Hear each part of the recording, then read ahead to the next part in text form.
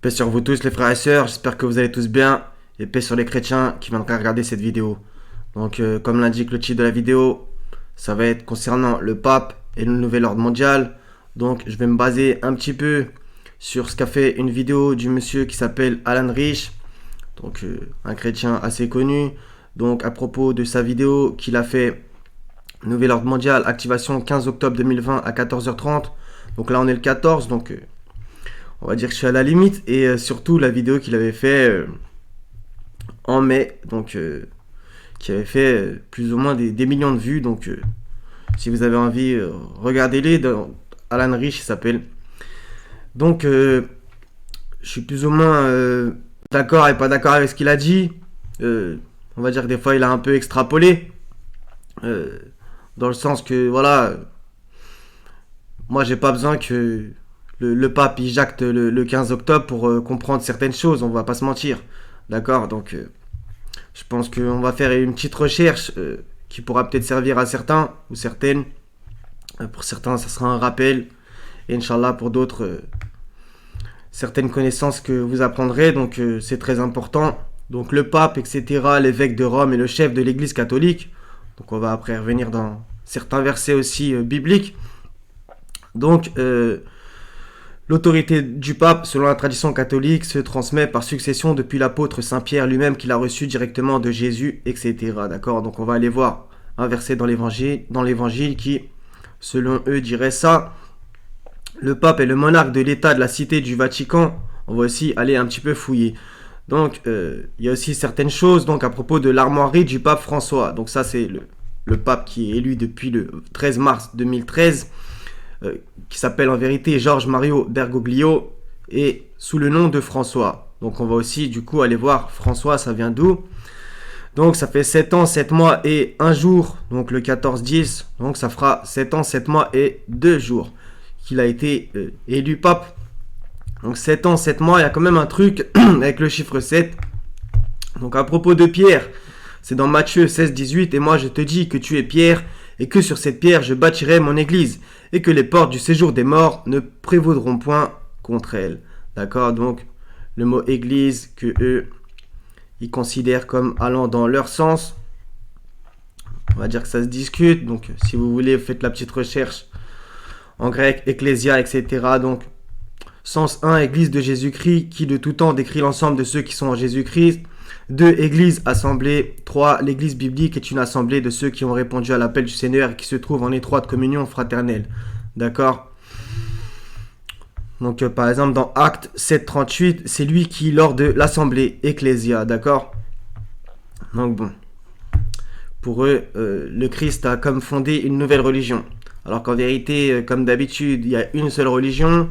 Et les hommes l'ont divisé en plusieurs. Ils se sont divisés en sectes, mais tous retourneront à nous. Ils se sont divisés en sectes, chaque parti exultant de ce qu'ils détenaient. D'accord. Donc nous on a la vérité, nous on a le meilleur livre et nous on a le vrai Dieu. C'est un peu ça, et nous on ira au paradis, vous en enfer. C'est un petit peu ça le truc. Donc à propos des armoiries du pape François qu'on voit dans l'angle, il y a quand même quelque chose d'intéressant. Donc hormis tout le reste, c'est surtout ce qu'il y a au milieu, avec IHS. Donc pour ceux qui ne savent pas c'est quoi IHS, c'est ce qu'on appelle la compagnie de Jésus ou les jésuites, etc. D'accord. Donc appelés jésuites, etc. Donc fondé par Ignace de Loyola. Donc je vous invite aussi à faire vos recherches. C'est quand même un groupe très très puissant, d'accord. Pas qu'au sein du Vatican, qu'on se comprenne. Donc faites vos recherches sur ces gens-là. Donc comme on l'a vu, il s'appelle François. Donc ça comprendra celui qui pourra. François est un prénom français masculin et une forme ancienne du mot français, dont il partage l'origine latine et germanique, etc. François est un dérivé de France, enseignement franci, du bas latin francia, etc., dont le sens premier est pays des Francs. D'accord. Franciscus de France, etc. Même il y a Franck, homme libre, d'où provient le mot français, franc, franche, etc. L'étymologie fait ainsi de François et du français l'homme de France, soit au sens premier l'homme du pays des Francs, ou encore l'homme du pays des hommes libres. Donc eux ils considèrent que la France est la fille aînée de l'église, etc. Donc demandez-vous pourquoi François, etc. Et pourquoi du coup ça ramène à la France. Chacun doit se poser des questions, donc comme on l'a vu avec IHS, les jésuites, etc. Donc maintenant, on continue un petit peu, on va sur le Vatican. Donc tout le monde connaît bien entendu le Vatican. On va pas polémiquer là-dessus, est-ce que c'est bien, est-ce que c'est pas bien, et blablabla. On va juste faire l'étymologie, ça va déjà beaucoup parler. Donc ils sont d'accord et pas d'accord avec l'étymologie, on va juste réciter. Et on va voir qu'il y a quand même des liens évangéliques. Selon les étymologistes anciens comme Festus Grammaticus, ce nom Vaticanus tirait son origine du mot Vaticinium, ou plus exactement Vates ou Vatis, signifiant devin ou voyant. Donc là, excusez-moi, mais il y a un énorme problème. Devin ou voyant. Donc ça, c'est complètement anti-biblique. Anti-coranique aussi, bien entendu, parce que beaucoup de devins auraient résidé de ce côté du Tibre. Le Tibre, qui a un lien avec Tibère, Tibériade, etc. Donc, car on sait notamment que sous Tibère, donc, regardez, c'est qui? Le deuxième empereur romain de 14 à 37. On va voir que carrément, il est dans l'évangile. Hein. L'art de la divination était interdit à Rome même. C'était un délit passible de la confiscation des biens et de la relégation. Pour des gens qui adoraient plusieurs dieux, j'ai envie de vous dire, c'est quand même étrange. Cette étymologie étant incertaine, donc ça leur plaît pas trop. D'autres parlent d'une ville étrusque nommée Vaticum, qui aurait jadis existé à cet endroit, ou du dieu Vaticanus. Donc là, encore une fois, ça sent très mauvais, qui présidait aux premières paroles des enfants et dont le temple était construit sur l'ancien site de Vaticanum, la colline du Vatican. En effet, cette colline était la maison des Vates, longtemps avant l'époque pré-chrétienne de Rome. D'accord ? Donc ils ont l'air un peu de s'embrouiller sur l'étymologie. Quoi qu'il arrive, il y a quand même des traces un petit peu bizarres. Donc Vaticanus, désigné également sous le nom de Vaticanos ou Vagitanus, aurait été, selon blablabla, suivi de Augustin d'Hippone, un dieu étrusque présidant au vagissement des jeunes enfants. D'accord ? Donc il y a quand même un lien intéressant avec, vu que c'est écrit jeune enfant, et justement le pape, dans son discours, regardez, c'est à propos de l'éducation, d'accord? L'éducation. L'éducation doit conduire à la beauté. Il va vachement parler d'éducation, etc. pour un pacte éducatif mondial. D'accord? Donc il y a quand même un lien assez intéressant. Qu'est-ce que je voulais dire dessus aussi à propos du Vatican?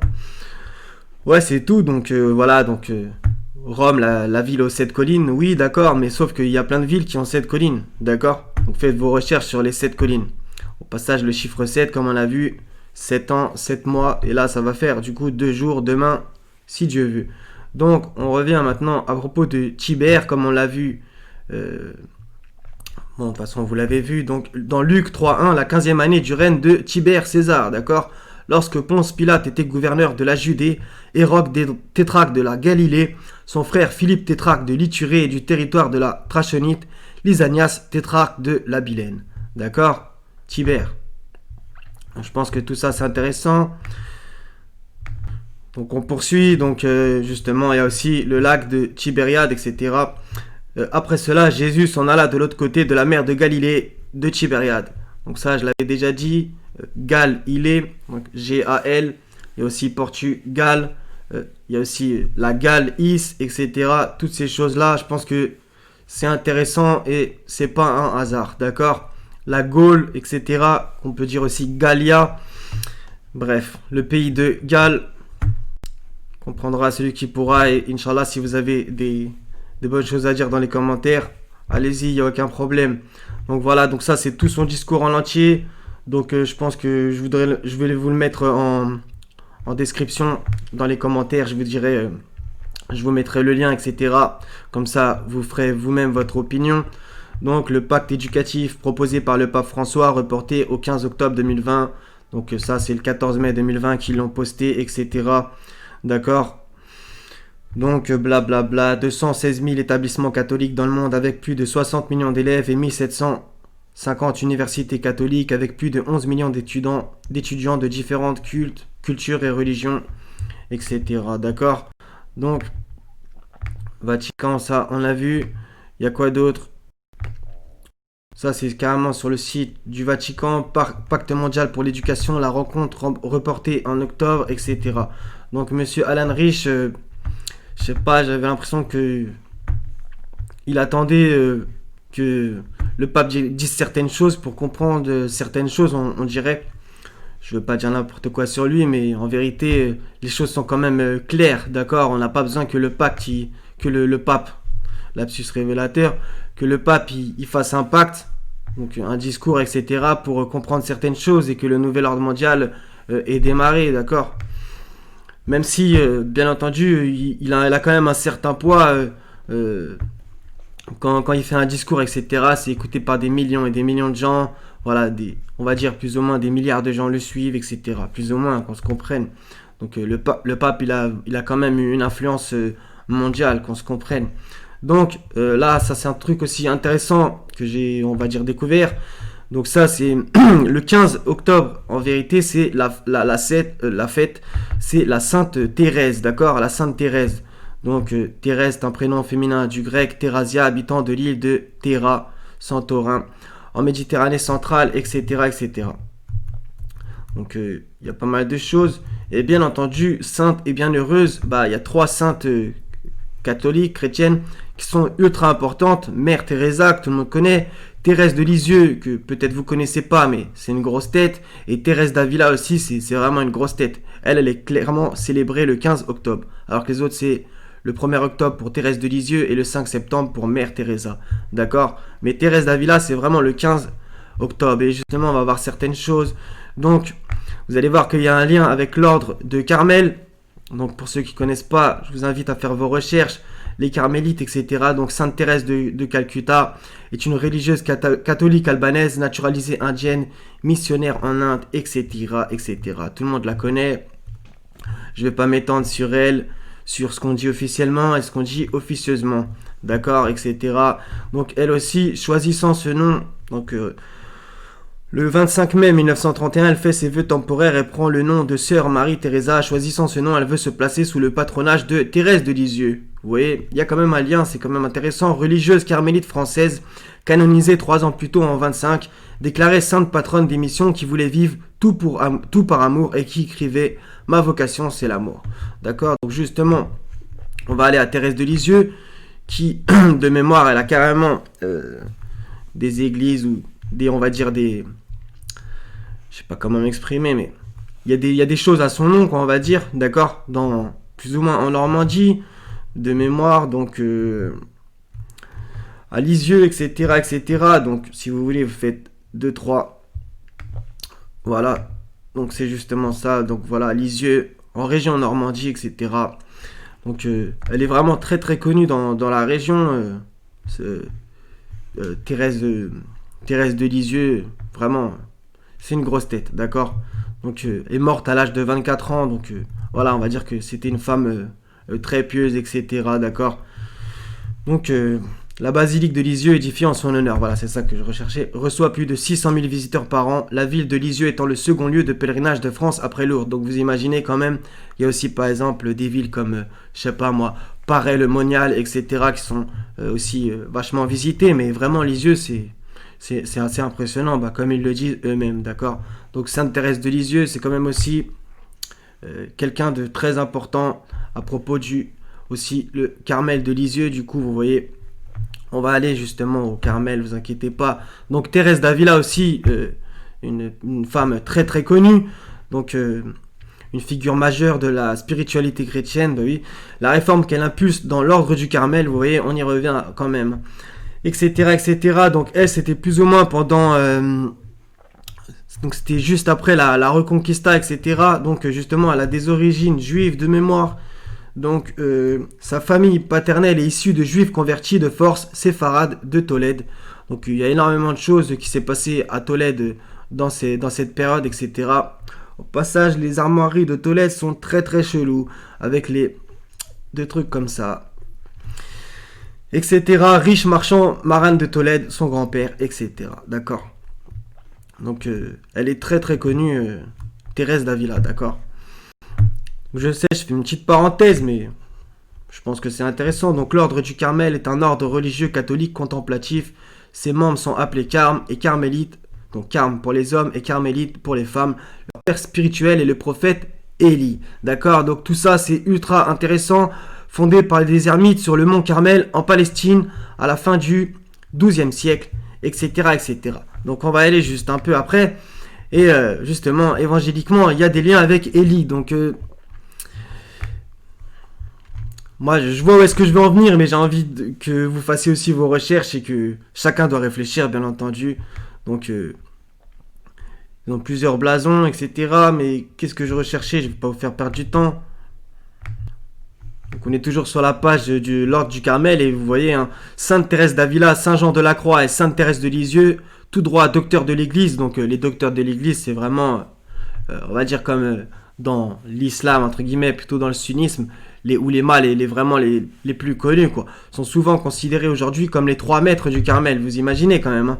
Donc, il y a 2 femmes. Donc, c'est un changement par rapport à certaines époques, on prendra celui qui pourra. Donc Thérèse d'Avila et Thérèse de Lisieux. Donc déjà, 2 Thérèse, ça ramène au 15 octobre et le discours du pape est donc à l'ordre du Carmel qui va le ramener à Élie. L'autre qui s'appelle François, ça le ramène à la France, etc. D'accord, donc là on est sur le mont Carmel, donc je vous invite à faire votre recherche. Je sais pas lire l'hébreu, hein. Littéralement en français, le vignoble de Dieu. Donc quand même, vous imaginez, est une montagne côtière d'Israël, Palestine, comme vous voulez, surplombant la mer Méditerranée. La ville de Haïfa se trouve en partie sur le flanc du mont Carmel, etc., etc. D'accord, donc c'est ultra important le mont Carmel. Donc il y a d'autres choses, bien entendu.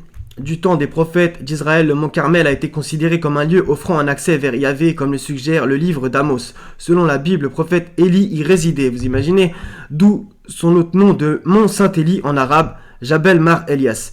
C'est sur le mont Carmel qu'affrontant les prêtres de Baal au nom du Dieu d'Israël, il accomplit les miracles destinés à prouver aux Israélites l'inanité de leurs croyances idolâtres ou syncrétistes. Ça, c'est ultra intéressant, on va y revenir après. Après sa victoire, les prêtres de Baal ont été mis à mort. Donc voilà, c'est Élie contre les prophètes de Baal, etc. De mémoire, 450 quand même, je vais faire la recherche. Ouais, c'est bien ça, 450 prophètes de Baal face à Élie. Et il a gagné, bien entendu. Donc tout ça, c'est important. Donc justement, on revient juste 2 secondes à un truc. C'est à propos de les croyances idolâtres ou syncrétistes. Donc le syncrétisme, allez voir c'est quoi en vérité. Dans par exemple... Quand vous avez, je sais pas moi, Mercure, je vais vous donner un exemple, hein, pas forcément vrai. Mercure, chez tel peuple, ça pouvait être une autre fausse divinité chez un autre. En fait, c'est un syncrétisme, etc. Donc, si vous voulez, on fouille 2 secondes. Donc là, je vous ai pris l'exemple de Jupiter pour faire un petit clin d'œil à l'autre qui va parler ce soir. Donc, Jupiter, blabla, toutes ces fausses divinités, équivalent par syncrétisme, vous voyez, donc Zeus, Taranis, etc. D'accord. Par exemple, Baal aussi, etc. D'accord. Donc justement, Baal, que Élie a affronté les prophètes de Baal. D'accord. Donc, par exemple, Jupiter chez les uns pouvait être Zeus chez les autres. En fait, c'est le diable qui se cache derrière toutes ces fausses divinités. Et voilà, il a plusieurs facettes. D'accord. Ça, c'est intéressant à connaître le syncrétisme. D'accord. Donc voilà, donc il y a plein de trucs. Donc, vous voyez qu'il y a un lien entre Élie, le Carmel, donc les Saintes Thérèse, le 15 octobre, qui il va parler, etc. François, etc. Tout ça c'est très intéressant, donc on va aller dans l'évangile 2 secondes. Donc à propos de Élie, il y a plein de choses intéressantes dans l'évangile. Par exemple, Jésus étant arrivé dans le territoire de Césarée de Philippe, demanda à ses disciples: qui dit-on que je suis, moi, le Fils de l'homme? Ils répondirent: les uns disent que tu es Jean-Baptiste, les autres Élie, les autres Jérémie ou l'un des prophètes. Alors que Jean-Baptiste, il était déjà mort à ce moment. Donc c'est intéressant, il pensait qu'il était Élie, etc. On va voir dans Jean, par exemple, justement, en fait, c'est Jean Yahya, donc le prophète, qui pour le coup, lui, va dire qu'il n'est pas Élie. C'est pas une contradiction, c'est que lui, il ne savait pas qui il était, alors que Jésus savait vraiment qui il était. Et ils lui demandèrent: quoi donc, es-tu Élie? Et il dit: je ne le suis point. Es-tu le prophète? Il répondit: non. Ils lui dirent alors: qui es-tu? Afin que nous donnions une réponse à ceux qui nous ont été envoyés. Que dis-tu de toi-même? Moi, dit-il, je suis la voix de celui qui crie dans le désert: aplanissez le chemin du Seigneur, comme a dit Ésaïe le prophète. Ceux qui avaient été envoyés étaient des pharisiens. Ils lui firent encore cette question: pourquoi donc baptises-tu si tu n'es pas le Christ, ni Élie, ni le prophète? Jean leur répondit: moi je baptise d'eau, mais au milieu de vous il y a quelqu'un que vous ne connaissez pas, qui vient après moi. Je ne suis pas digne de délier la courroie de ses souliers. Ces choses se passèrent à Béthanie, au-delà du Jourdain, où Jean baptisait. Vous voyez, par exemple, il n'a pas... quand la petite phrase ni le prophète, il n'a pas dit non, je ne suis pas prophète. Vous voyez, par exemple. Et dans le Coran, bien entendu, etc. D'accord. Donc tout ça, c'est intéressant. À propos de Élie, justement, quoi donc es-tu Élie? Donc ils se demandaient tous qui il était. Et dans Matthieu 17, 10, 13, les disciples lui firent cette question donc à Jésus. Pourquoi donc les scribes disent-ils qu'Élie doit venir premièrement? Il répondit, il est vrai qu'Élie doit venir et rétablir toutes choses. Mais je vous dis qu'Élie est déjà venu, qu'ils ne l'ont pas reconnu et qu'ils l'ont traité comme ils ont voulu. De même, le Fils de l'homme souffrira de leur part. Les disciples comprirent alors qu'il leur parlait de Jean-Baptiste. Jean-Baptiste, en fait, c'était l'Élie symboliquement, d'accord?